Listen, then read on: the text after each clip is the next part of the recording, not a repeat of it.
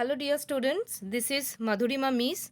In my today's video, I am going to continue with the explanation that I had already started in my previous video, and the name of the chapter that I am continuing with, the name of the chapter is Oliver Asks for More, written by Charles Dickens. This is included in the new syllabus for the students of ICSE board belonging to class 9. I have already explained in my previous video this one. 84 page number, the content that is available on page number 84 I have already explained in my previous video. I will share the link of that video in my description box. Do check that to know how the story started. And on in this video I am going to explain whatever content is available on page number 85. So let's start with the content of page number 85. Earlier we had already came to know how Oliver Twist ended up uh, as an orphan. He lost his mother. As a newborn baby, he lost his mother. So the mother was basically gave birth to Oliver Twist, and she died. Okay, and after that, the story is continuing from here. He went home to his dinner. Who went home? In the last page, it was being said that the doctor pronounced the mother dead, and then he wished good night. And now in this page, it is being continued, and it is being said that he went home to his dinner. The doctor went home to his dinner. The old woman sat down on a chair in front of the fire and began to dress the baby. So the old woman, remember the old woman who was saying to the young lady that don't talk about dying, you are too young to die. So that old woman sat down on a chair in front of the fire. Now the question is how there is fire in the house. Now if you have ever seen Tom and Jerry, this is the common example I always keep giving to my students. If you are acquainted with that cartoon series, Tom and Jerry, you will see that in their house they have a fireplace. Why do they keep fireplace? Because we are talking about houses in England, where it is basically belonging to the cold region, right? Winter is the prevailing season over there, right? In western countries, in our India, in our countries, what happens, summer remains there almost throughout the year.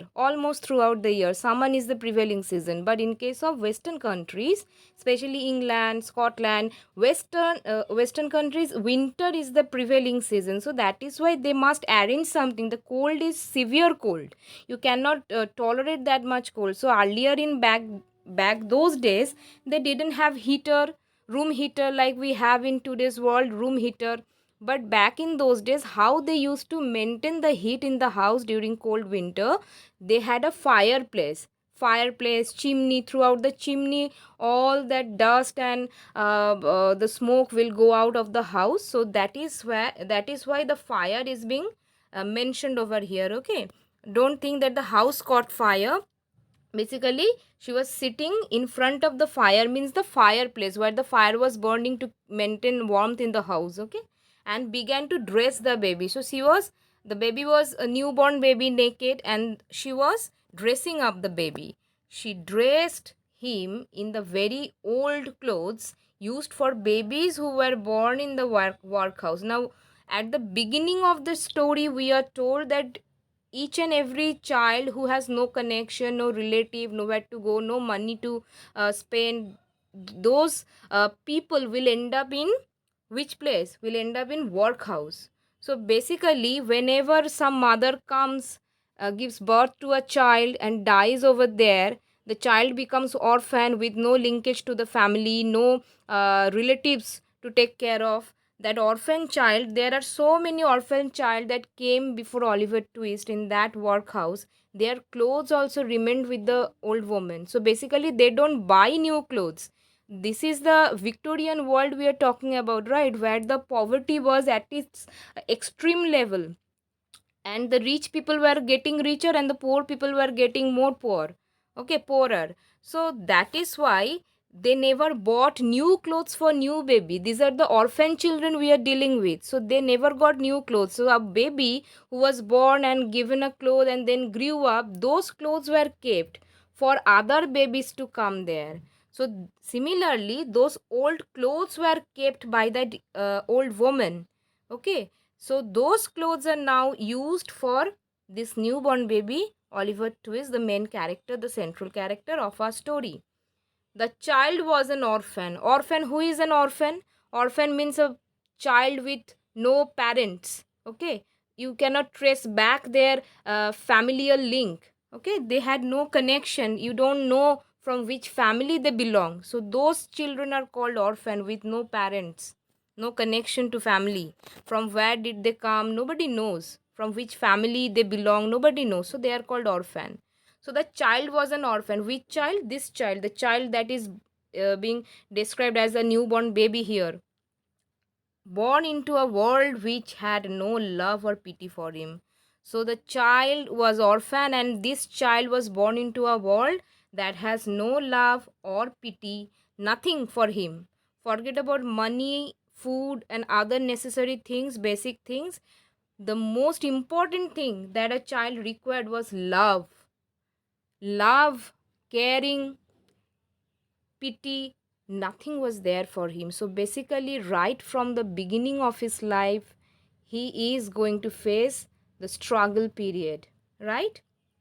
Why? Because there was no love for him.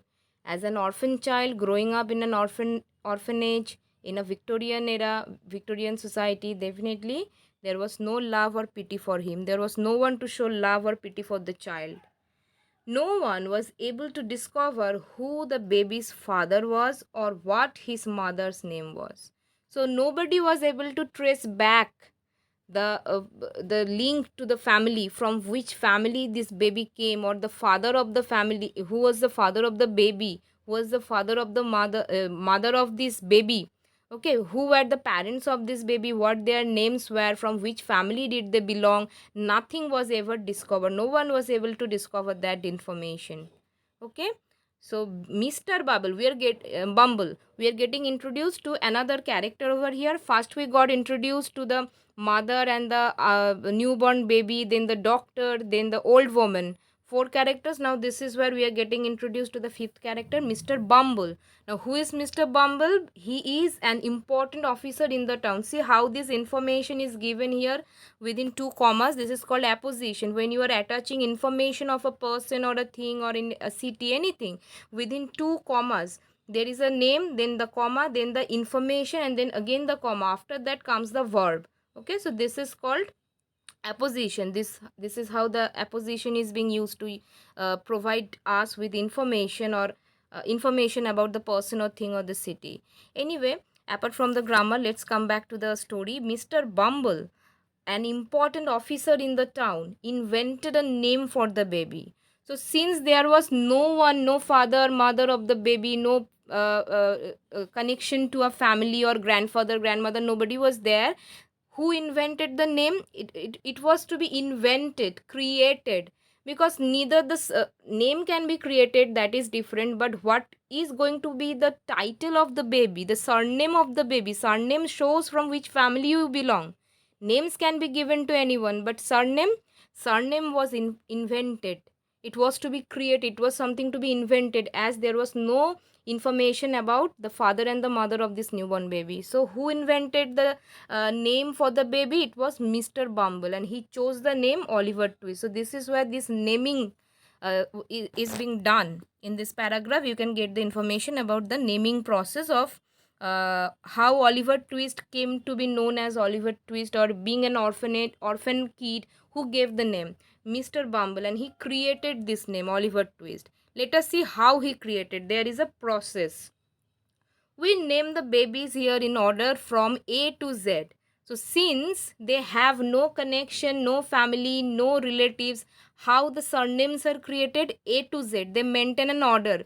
In orphanage, they can keep the record. It will be easy for them to maintain the record if it is if the names are given to these newborn babies orderly. Okay, from A to Z, alphabetical order is maintained over here. He explained whenever people asked, how did you came up with this name Oliver Twist, or in case of other babies, whatever name he had already given to those previous babies, how did you come up with the names? This was the explanation Mr. Bumble would give to the person, whoever asked him, whenever asked him, that we maintain this A to Z order. I named the last one Swabble. So the last baby, orphan baby, who was born in this workhouse was named Swabble. This one is twist. So see, after S comes T. PQRST, after S comes T. So with S he invented the title Swabble. With T he invented the title twist. The next one will be unwin. So he knows that the way people or orphan kids are getting born, there will be more orphan kids to be named. So the next one, what title will be given to the next kid to be born here as an orphan kid, that is also being decided by Mr. Bumble. That was the condition of the Victorian era. So much trouble, so much problems were there, so many orphan kids were born, poverty and malnutrition. This became very common issues in Victorian England. So the name of the next baby is also decided. Wow, because he knows that another day some other young woman will also come and give birth to a new child and will die there. So this has become a common usual instance. Okay, now at the age of 9, Oliver was pale. Now it is being fast forward from the birth scene to the Oliver Twist, who is now 9 years old. Okay, there is fast forward movement. We don't know what happened in between. So from newborn baby, now we are moved to the to see Oliver Twist as 9-year-old. So what is happening at the age of 9? Oliver was pale, thin child. Definitely, he was living in an orphanage. He was not with his family. So who is going to feed him full? Who is going to fill up his appetite? No one was there to fill up his appetite, right? So he was a pale, thin baby. These are two features given over here regarding his appearance, physical appearance. He and the other or workhouse boys never had enough warm clothes or food. So definitely there was scarcity of warm clothes and food. Clothes and foods were not enough for them, right? So other workhouse boys and Oliver, none of them had never had seen what having food till your stomach is filled, what it feels like. They never knew that. Okay, they were given only 3 meals of thin soup every day. So what was their daily meal? They will be given 3 meals per day, that is confirmed. But what was the meal? It was a thin soup. The soup itself is a watery substance. Now if it is thin, that means there were no vegetables, no meat, nothing. Basically it was very similar to water. Soup itself contains less substances and more water. But in case of them, thin soup means there was no vegetables, nothing was there apart from the water. So then also it was called soup. So it was very similar, very equal to water that was being fed to them every day as a meal. Okay, this was the condition. On Sundays they had a small piece of bread. So on Sunday is a special day. So on the special day, that is Sunday, they will be given a small piece of bread. So this is what they had on Sundays. That is what being special for them. They were fed in a big hall. A large pot stood at one end of the room and the soup was served by the master. So there was a master who was serving the soup and it was kept in a large pot at the end of the room. Each boy had one small bowl of soup and no more. So 3 times they will feed you the watery soup, which is very equal to water. Nothing, no food was actually there. It was basically water, almost water if you're giving a thin soup. And that too you can have only one small bowl. You cannot ask for more. So you are living in an orphanage, you are suffering from malnutrition. Definitely you will suffer from malnutrition if these children are treated like this. Okay, so they are only given one small bowl of soup and they are not allowed to ask for more. And we know what is the name of the story. Oliver asks for more. So if you ask for something that is not allowed to be given, some more food, then it becomes an episode. That's why we are given a story only about what? That Oliver asks for more. So they were not allowed to ask for more soup. Only one small bowl. That was only allowed. The bowls, the bowls never needed washing because the boys cleaned them with their spoons until they shone. Those bowls were never cleaned. Why? You can understand how unhygienic those places were. Why? Because they were so hungry. These kids, they were so hungry, and they were fed only this watery soup 3 times a day, so hungry that they would not leave or drop on the surface of the bowl. Okay, they will lick, they will clean it till there is nothing left. So that is why those plates, those bowls were never cleaned. It was not necessary to be cleaned, because the boys will do that job by licking the bowl. Okay, so one day Oliver and his friends decided that one boy would walk up to the master after supper. Supper refers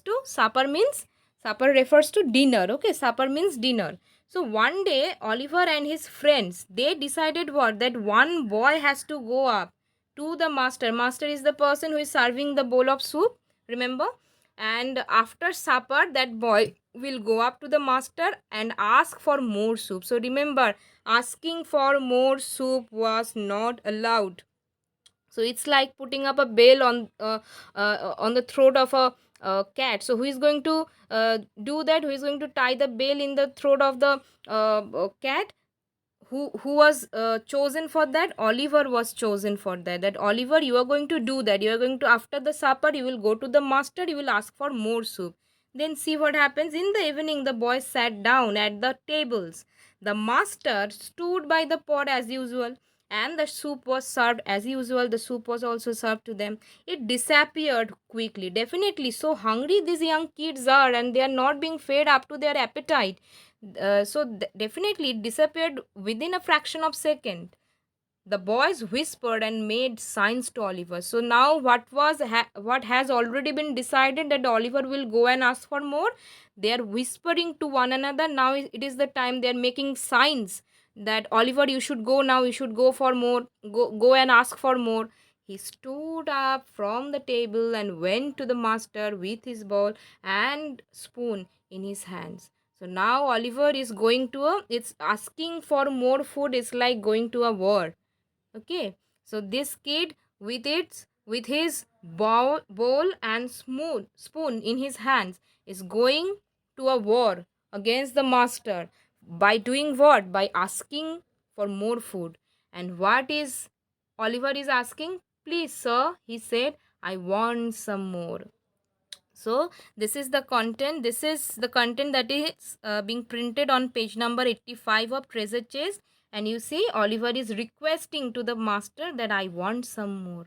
So finally Oliver was chosen to do this task, and he is doing this task. He went to the master, he had the guts to do that, and he was chosen. He has to do that. Some boys chose him that you have to do that, you have to go and ask for more, and let's see what happens.